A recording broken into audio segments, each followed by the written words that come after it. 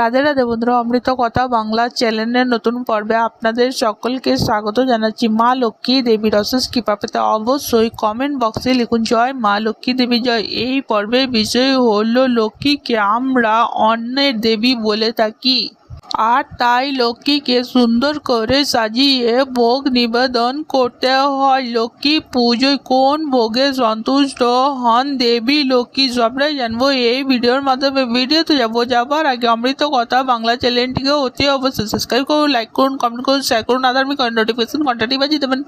অনেক বাড়িতেই এই দিন লক্ষ্মীকে জোড়া ইলিশ দেওয়া হয়ে থাকে। এছাড়াও খিচুড়ি, লাবড়া অনেক বাড়িতেই দেওয়া হয়। অনেকে আবার এই দিন চালের কিছু বানানো পছন্দ করেন না। আগুনে পোড়া বা সেকা কিছু এই দিন খেতে নেই। তাই লুচি, সিমুইয়ের পায়েস, 5 রকমের ভাজাও অনেকেই দেন।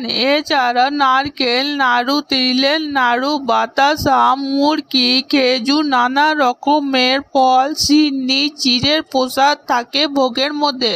আর এই সমস্ত ভোগে লক্ষ্মী দেবী সন্তুষ্ট হন। আজকের পর্ব এখানেই সমাপ্ত হল। অমৃত কথা বাংলা চ্যানেলের সঙ্গে থাকার জন্য আপনাদের অনেক অনেক ধন্যবাদ। রাধে রাধে।